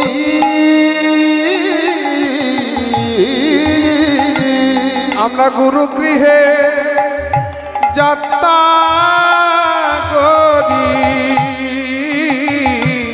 মোরা এই নিবে দনে করি। আমরা গুরু গৃহে যাত্রা করি, এই নিবেদন করি। এবে যাব বেদায় অর্জন লাগি, এবে যাব বেদায় অর্জন লাগি। ভগবান শ্রীকৃষ্ণ বলাই দাদাকে বললেন, বলাই দাদাকে সঙ্গে করে পড়াশোনা করবার জন্য গুরুগৃহে যাত্রা করলেন। সন্দীপনী মুনির আশ্রমে জগৎকে শিক্ষা দিলেন, তোমরা গুরু করো, গুরু ছাড়া জগৎ উদ্ধারিবার কোনো উপায় নাই, পথ নাই। পরম পুরুষ শ্রী শ্রী রামকৃষ্ণ ঠাকুর বলেছেন, গুরু করবি জেনে আর কুটুম করবি ছেনে। যাকে তাকে গুরু করা যায় না, গুরুর একটা যোগ্যতা দরকার। এই মালদাতে কয়েকদিন আগে গান করছিলাম, যে বাড়িতে থাকতে দেওয়া হয়েছে দেখছি ঘরের মেঝের মধ্যে অনেকগুলো থালা বাটি, গ্লাস, ধুতি, শাড়ি, অনেক কিছু রয়েছে। জিজ্ঞাসা করলাম এত কিছু? বলছেন আজকের আমাদের বাড়িতে দীক্ষা অনুষ্ঠান আছে,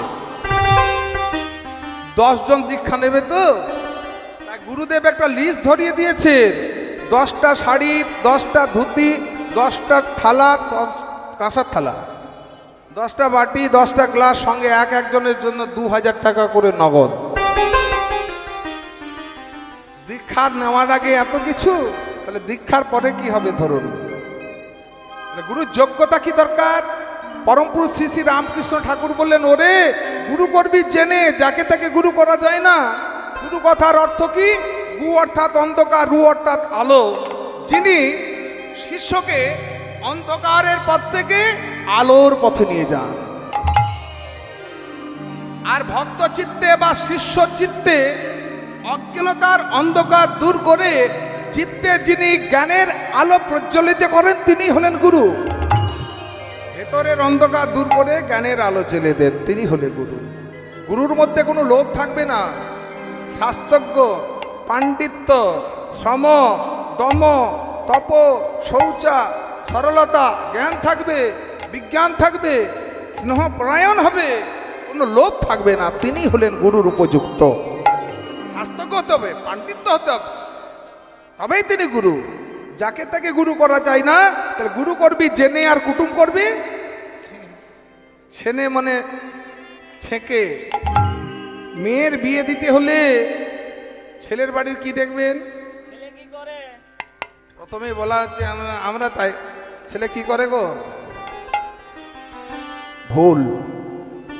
ছেলে রোজগার দেখি আমরা তো মেয়ের বিয়ে দিই।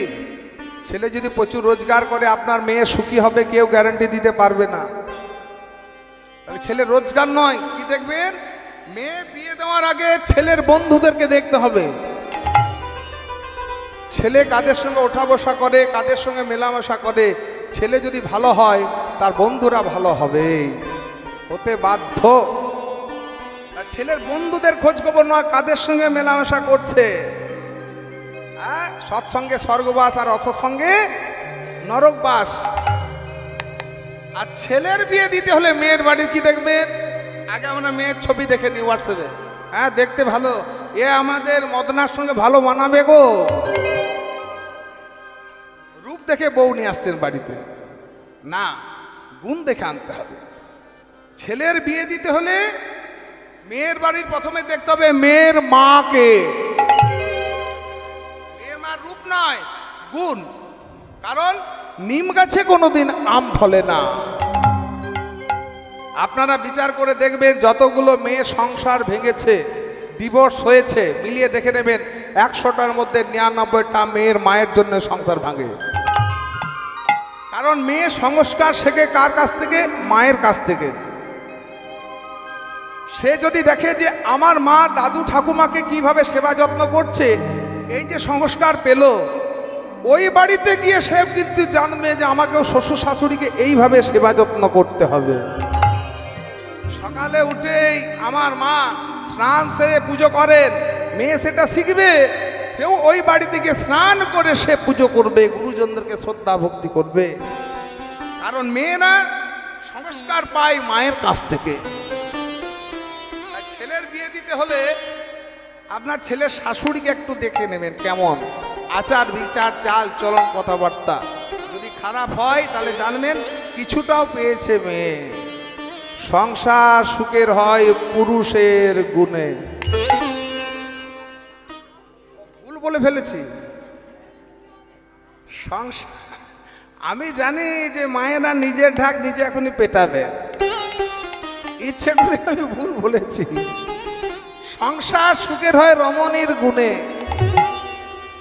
আর রূপবতী বউ নিয়ে আসছি, তাহলে মহাজনরা বলতেন সংসার সুখের হয় রমণীর রূপে।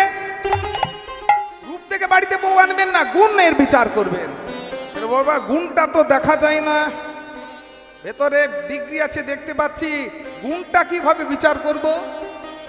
মা শারদা দেখুন কেমন গুণ, কোনো ডিগ্রি নেই, পড়াশোনা করেননি।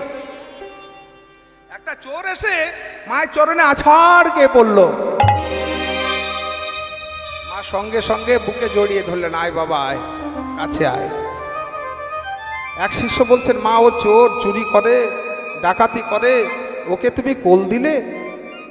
মা বলছেন, ওরে ছেলে যদি ধুলোতে খেলাধুলা করে, অঙ্গে যদি ধুলো মাখে, মা কি সেই ছেলেকে কোলে না নিয়ে থাকতে পারে বাবা? ধুলা ঝেড়ে কোলে তুলে নেয়। আমি হলাম 17 মা, অ17 মা। এই হলো সহধর্মিণী।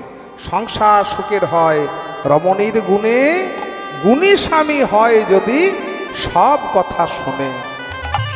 গুণী স্বামীটাও দরকার। তেমনি গুরু করবেন জেনে শুনে, আর কুটুম করবেন ছেনে। পরম পুরুষ শ্রী শ্রী রামকৃষ্ণ ঠাকুর বললেন, বলাই দাদাকে সঙ্গে করে গুরু গিয়ে যাত্রা করলেন। কার কার দীক্ষা হয়েছে একটু হাত তুলুন। বাহ, চলুন আমরা ভগবান শ্রীকৃষ্ণের সঙ্গে গুরু গিয়ে যাই। গুরু চরণ কমল ভজ মন, গুরু চরণ কমল ভজ মন, গুরু চরণ কমল ভজ মন, গুরু চরণ কমল ভজ মন, গুরু চরণ কমল ভজ মন, গুরু চরণ কমল ভজ মন, গুরু চরণ কমল ভজ মন, গুরু চরণ কমল ভজ মন। गुरु की पावे ना कोई नहीं साधन भजन, गुरु की पावे ना कोई नहीं साधन भजन, गुरु चरण कमल भज मन, गुरु चरण कमल भज मन, गुरु चरण कमल भज मन, गुरु चरण कमल भज मन। कृष्ण की पाकी आनंद मूर्ति,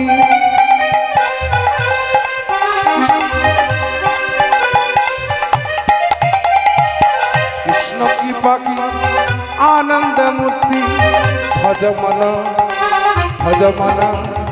गुरु चरण, भज मन गुरु चरण, गुरु चरण कमल भज मन, गुरु चरण कमल भज मन, गुरु चरण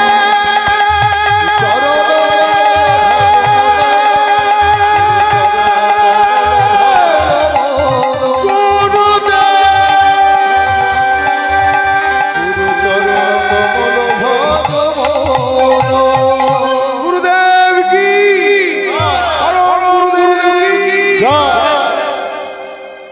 যিনি বিশ্ব ব্রহ্মাণ্ডের মালিক, এতং সকলা পুংস কৃষ্ণস্তু ভগবান স্বয়ং, তিনি গুরুচরণ আশ্রয় করলেন, গুরুচরণ ধুলি মাথায় নিলেন। তোমরা কে? আমরা দুটি ভাই হই, বসুদেব পিতা। তোমরা এখানে এসেছে কেন? বিদ্যার্জন করার লাগি আসিলাম হেথা। আমরা হলাম রাজার তনয়, রাজারও তনয়, রাজারও তনয়, রাজার তনয়, রাজার তনয়, রাজার তনয়। তনয় মানে কি? তনয় মনে হচ্ছে ছেলে।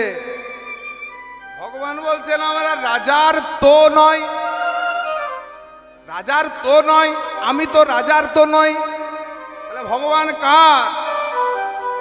যেজন আমার হয়েছে আমি তা, যেজন আমার হলো আমি হলাম তা। ভগবানের হতে পেরেছেন? কার হয়েছি আমরা? সংসারে, সংসারের। আমরা ভগবানের হতে পারিনি। ছেলে আমার, মেয়ে আমার, গাড়ি আমার, টাকা আমার, পয়সা আমার, ভগবান আমার বলতে পারলাম না। কারণ ভগবানের হওয়ার জন্য একটা যোগ্যতা দরকার। আমরা শুধু চাই, ভগবানের কাছে চাই, কিন্তু অর্জন কি করতে পেরেছি? আগে অর্জন করো, তবেই তো উপার্জন হবে। আগে বিদ্যা অর্জন করো, তবে তো তুমি টাকা পয়সা রোজগার করতে পারবে, চাকরি পাবে। তুমি বিদ্যা অর্জন করলে না, তুমি উপার্জন পাবে কি করে? উপার্জন হবে কি করে? আগে প্রেম ভক্তিটা অর্জন করো। হরিবাসরে বসো, ধৈর্য ধরে 8 ঘন্টা 10 ঘন্টা 12 ঘন্টা বসে বসে কীর্তন শোনো, প্রেম ভক্তি অর্জন করো, একদিন অটোমেটিক উপার্জন হবে। ও রাজার ছেলে বলছো? এই আশ্রমে রাজার ছেলে ফকিরের ছেলে বিচার হয় না। তা তোমরা রাজার ছেলে, আশ্রমে অনেক কিছু কাজ করতে হবে, পারবে তো? অবশ্যই পারবো। যাও দিকে কাঠ কুড়িয়ে নিয়ে এসো। ভগবানকে কাঠ কুড়োতে বললেন গুরুদেব, যিনি বিশ্ব ব্রহ্মাণ্ডের মালিক। বলাই দাদাকে সঙ্গে করি আজ বনের মধ্যে কাঠ কুড়োতে চললেন, আর গুরুদেবের নামে জয় ধ্বনি দিচ্ছেন। জয় গুরু শ্রী গুরু, জয় গুরু জয় হরি বল। জয় গুরু শ্রী গুরু, জয় গুরু জয়। তুমি গুরু মাতা পিতা পরম ঈশ্বর, তুমি গুরু মাতা পিতা পরম ঈশ্বর। জয় গুরু শ্রী গুরু, জয় গুরু জয়। জয় গুরু শ্রী গুরু, জয় গুরু জয়।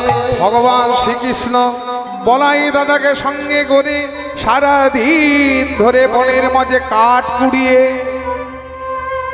দু ভাইয়ে দুটো কাঠের বোঝা করেছে। বলাই দাদা একটা কাঠের বোঝা মাথায় নিয়েছেন, ভগবান শ্রীকৃষ্ণ একটি কাঠের বোঝা মাথায় নিয়ে গুরুদেবের আশ্রমে ফিরে এলেন। যেই না গুরুদেব শান্তিপুরী মুনির আশ্রমে ফিরে এসেছেন, দেখছেন গুরুদেবের চরণ জড়িয়ে ধরে কে যেন কাঁদছেন। গুরুদেব, আপনার চরণ জড়িয়ে ধরে কাঁদছে ও কে? দেখো না কৃষ্ণ, এই ছেলেটা কোথা থেকে এসছে? ব্রাহ্মণের ছেলে না শূদ্রের ছেলে, কোন বংশের ছেলে, তার পরিচয় কিছু জানি না। নাম বলছে সুদামা, আশ্রমে ঠাঁই চাইছে। সুদামার চোখে জল, সুদামার নয়ন বাড়ি দেখে ভগবান শ্রীকৃষ্ণের নয়ন বাড়ি আর ধরে না। সুদামার বদনে পানে চেয়েছে, ভগবান শ্রীকৃষ্ণকে ডেকে নে বলে, সুদামা দেখো তো নয়ন মেলিয়া। সুদামা দেখো তো নয়ন মেলিয়া। সুদামা সুদামা সুদামা দেখো তো নয়ন মেলিয়া। সুদামা সুদামা সুদামা দেখো তো নয়ন মেলিয়া। ত্রেতা যুগে তুমি, আমি রামচন্দ্র ছিলাম, তুমি আমার ভাই ভরত ছিলে। আমি পিতৃসত্য পালনের জন্য 14 বছরের জন্য বনবাসে গেলাম, তুমি ফিরিয়ে আনার জন্য বনমাঝে গেছিলে। ত্রেতা যুগে তুমি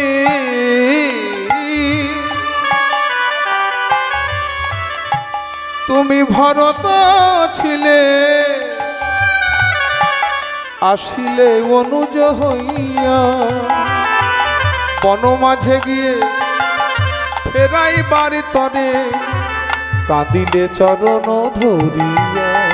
সুদামা সুদামা সুদামা দেখো তো নয়ন মেলিয়া। সুদামা সুদামা সুদামা দেখো তো নয়ন মেলিয়া।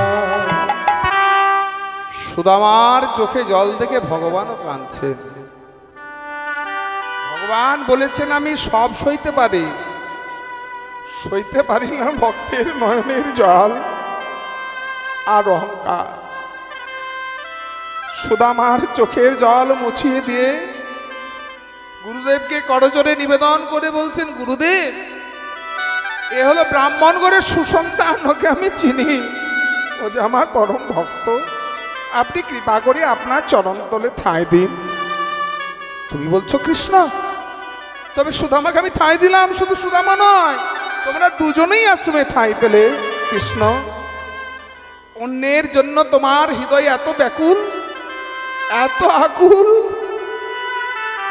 আমার খুব ভালো লেগেছে। তোমার আশ্রমে থাকো। ভগবান শ্রীকৃষ্ণ সুদামাকে জড়িয়ে ধরে অঝর নয়নে কাঁদছেন।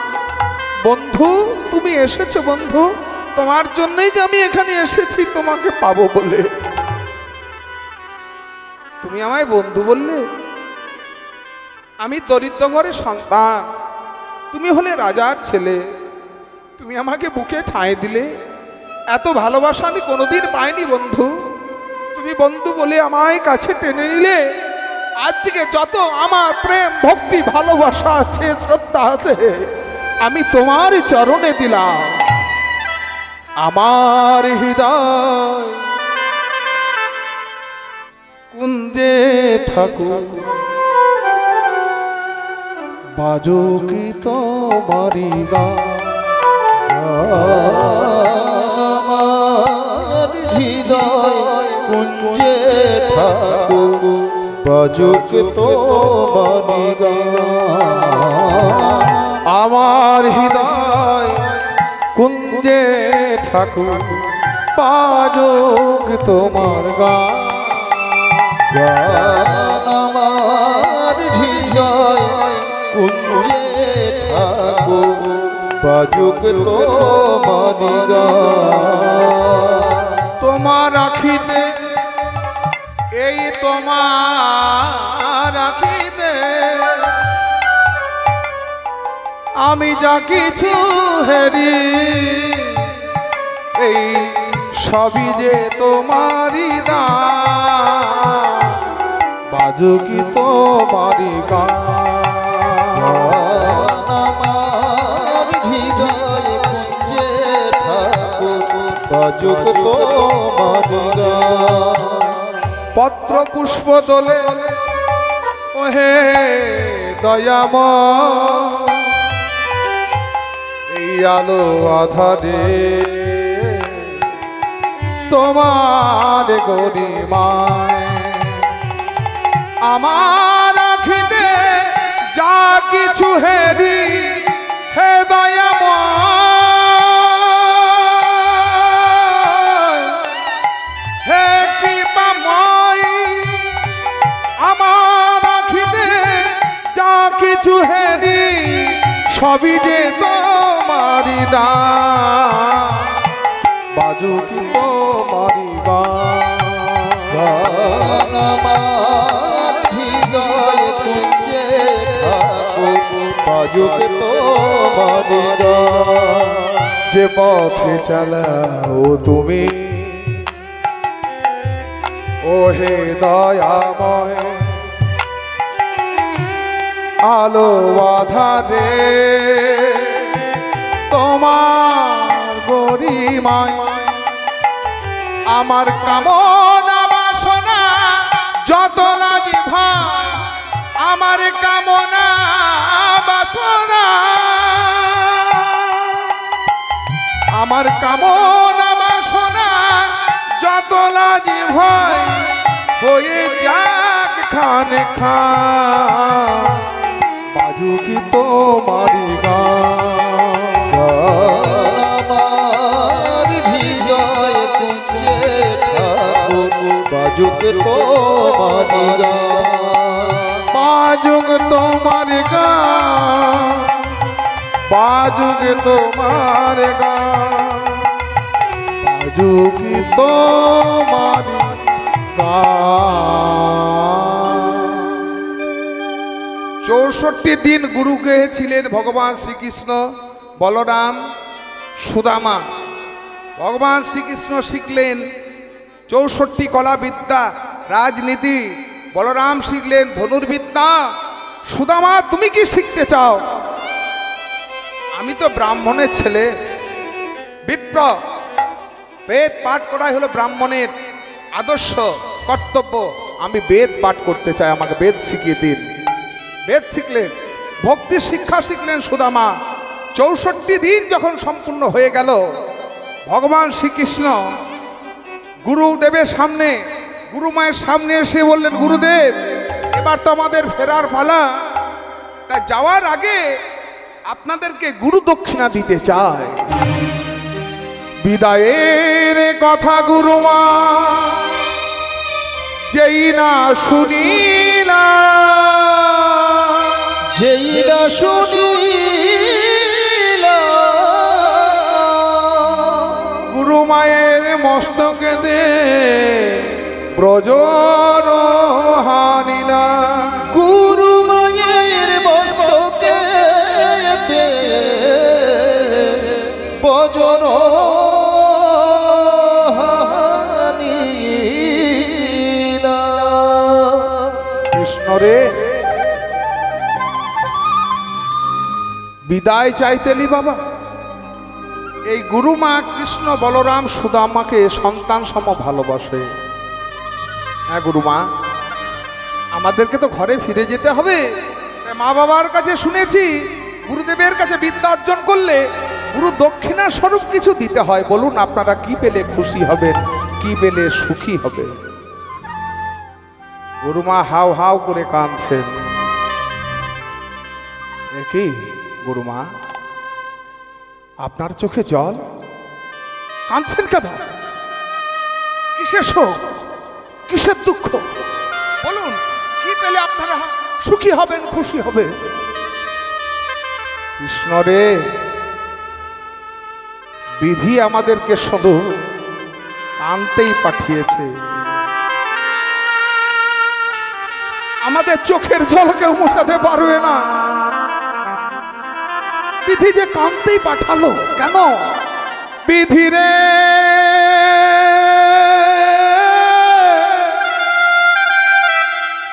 ও রে বিধি রে,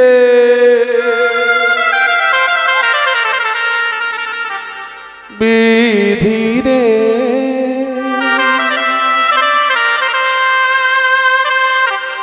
বিধাতাই আমারে দিয়াছে শুধু আখি জল উপহার। বিধাতায় আমারে দিয়াছে শুধু আখি জল উপহার। বিধাতাই আমারে দিয়াছে শুধু আখি জল উপহার। বিধাতায় আমারে দিয়াছে শুধু আখি জল উপহার। দিল না আমায় হাসিতে খেলিতে, দিল না গো ভালোবাসিতে। বিধি দিল না আমার হাসিতে খেলিতে, দিল না গো ভালোবাসিতে। বিধি রে,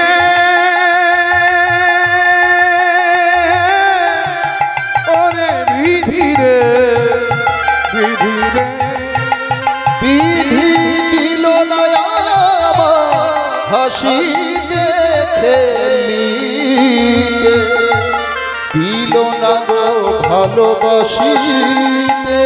আশার অভিনয় দিয়াছে আমারে আখি জল উপহার। বিধাতায় আমারে দিয়াছে শুধু আখি জল উপহার। বিধি রে,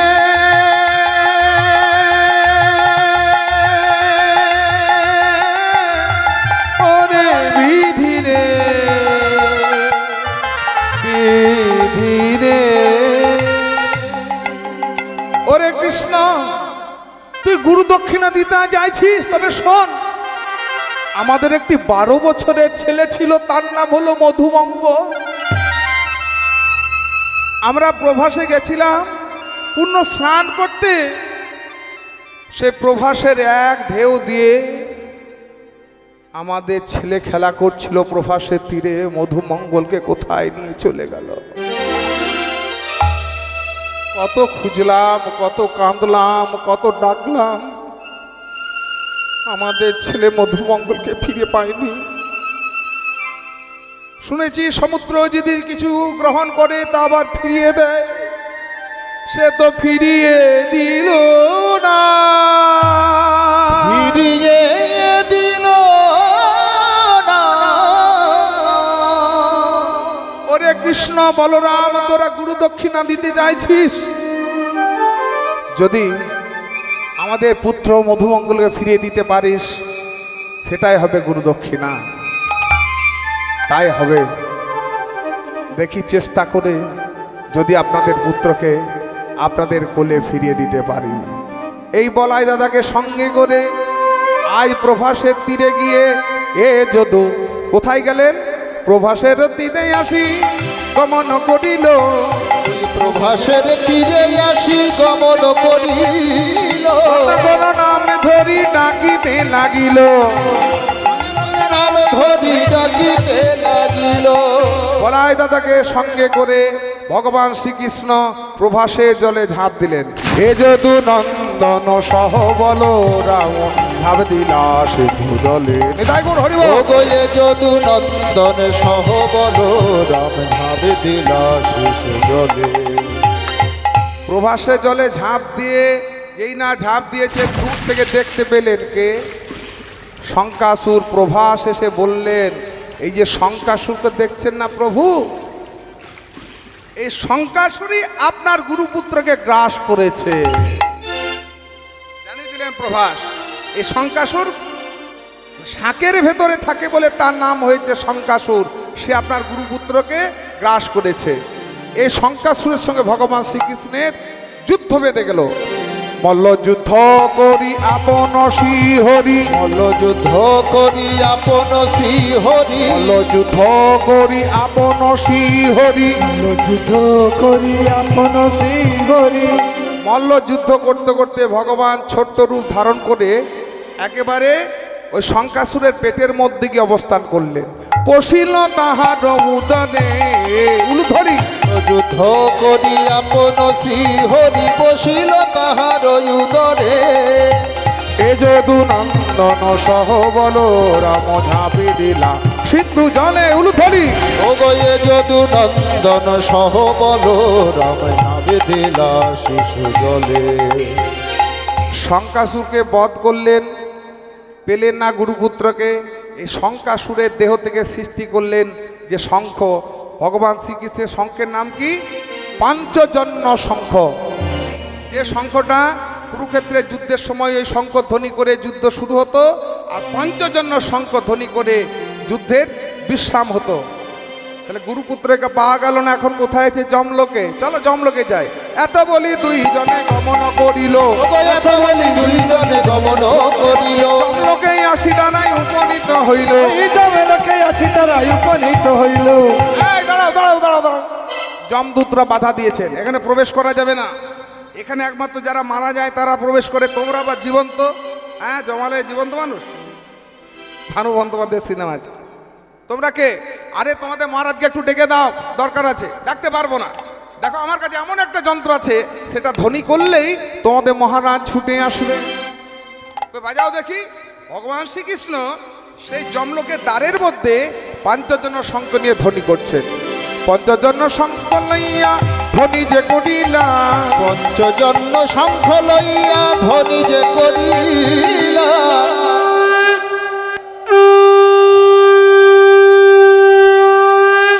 নরকের যত পাপী উদ্ধার হয়ে গেল। ও গো নরকের যত পাপী উদ্ধার হয়ে গেল। নরকের যত পাপী উদ্ধার হয়ে গেল। ওই নরকের যত পাপী উদ্ধার হয়ে গেল। দাদা দাঁড়াও দাঁড়াও দাঁড়াও। কে শঙ্খ ধ্বনি করে? যমরাজ সিংহাসন ছেড়ে একেবারে যমলোকের বাইরে। কি প্রভু তোমরা এসেছ? শঙ্করধ্বনি শুনে পাপীরা সব উদ্ধার হয়ে গেছে। আমার গুরুপুত্রকে ফিরিয়ে দিতে হবে। গুরুপুত্র? হ্যাঁ, আমার গুরুদেব শ্রী শান্তিবনী মুনি শঙ্কাসুর ভক্ষণ করেছিল, তোমার আলোয়ে সেই সূক্ষ্ম দেহটা রয়েছে। আমরা মারা গেলে উপরে কি যায়, নিচে কি থাকে? সূক্ষ্ম দেহটা উপরে যায়। সূক্ষ্ম দেহ 5টি বস্তু দিয়ে তৈরি। কি কি? মন, বুদ্ধি, অহংকার, আত্মা, পরমাত্মা। সূক্ষ্ম সেটা উপরে যায়, যমদূত নিয়ে যায়। আর আগুনে যেটা শ্মশানে পোড়ানো হয় সেটা হল স্থলদেহ। 5টি বস্তু দিয়ে তৈরি। ক্ষিতি, অপ, তেজ, মরুদ, বোম। এটা শ্মশানে পোড়ানো হয়। ক্ষিতি মানে কি? মাটি। অপ মানে জল। তেজ মানে আগুন। আর মরুদ মানে হচ্ছে বায়ু। বোম মানে হচ্ছে আকাশ। এটা স্থলদেহ।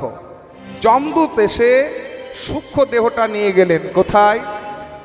মালাকারের ঘরে জন্মগ্রহণ করেছিল, 12 বছর বয়স। গুরুপুত্র আবার জন্মগ্রহণ করেছে মালাকারের ঘরে। কেন? গীতায় বলা হয়েছে, ভগবান শ্রীকৃষ্ণ বললেন, মৃত্যুকালে যে যার স্বরূপ চিন্তা ভাবনা করে পরের জন্ম সেই দেহ পায়। মারা যাওয়ার আগে মালাকারের ছেলের সঙ্গে খেলা করছিল সন্দীপনী মুনির পুত্র মধুমঙ্গল। তাই সে বন্ধুর রূপ দেখে যখন অসুরের পেটে যায় এবং বন্ধুর নাম কল্পনা করতে করতে, নাম রূপ চিন্তা করতে করতে যখন অসুরের পেটে গেল, পরের জন্মে সে মালাকারের ঘরেই ছেলে জন্মগ্রহণ করল। এবার যমদূত এসে সূক্ষ্ম দেহটা নিয়ে গেলেন কোথায়? যমলোকে। যমরাজার হাতে প্রেরণ করলেন। যমরাজ কি করলেন? সূক্ষ্ম দেহটা নিয়ে ভগবানের হাতে দিলেন। দেহ দেওয়ার ক্ষমতা আমার নাই, দেহটা তুমি দান করো। ভগবান কি করলেন? সূক্ষ্ম দেহ পরে প্রভু স্থল দেহ প্রদান করিলা। স্থল দেহ প্রদান করিলা। ঠিক যেন 12 বছরের মধুমঙ্গল উপনীত হইলা। উপনীত হইলা। শঙ্খধ্বনি উলুধ্বনি করে নারীগণ। ওই শঙ্খধ্বনি উলুধ্বনি করে নারীগণ। ওই শঙ্খধ্বনি উলুধ্বনি করে নারীগণ। এই সংগঠনে উলুধ্বনি করে নারীগণ। স্বর্গ হতে পুষ্পবৃষ্টি করে দেবগণ। তখন স্বর্গ হতে পুষ্পবৃষ্টি করে দেবগণ। স্বর্গ হতে পুষ্পবৃষ্টি করে দেবগণ। স্বর্গ হতে পুষ্পবৃষ্টি করে দেবগণ। সেই দেহ নিয়ে এসে গুরুদেবের চরণে নিবেদন করলেন। গুরু দক্ষিণা প্রদান করলেন ভগবান। গুরু দক্ষিণা প্রদান করে আবার মায়ের কোলে মিলিত হয়েছেন। আর মধুর রসের বৃন্দাবনে রাধা গোবিন্দের সঙ্গে মিলিত হয়েছে। যুগলে রহিল আমার কিশোর কিশোরী। যুগলে রহিল আমার কিশোর কিশোরী। প্রেমানন্দে ভক্তগণ বলুন হরি হরি। প্রেমানন্দে ভক্তগণ বলুন হরি হরি। হরি বল হরি বল হরি বল হরি বল হরি বল হরি বল হরি বল হরি বল রাধে। পরবর্তী সম্প্রদায় এসে গেছেন, সবাই বসুন।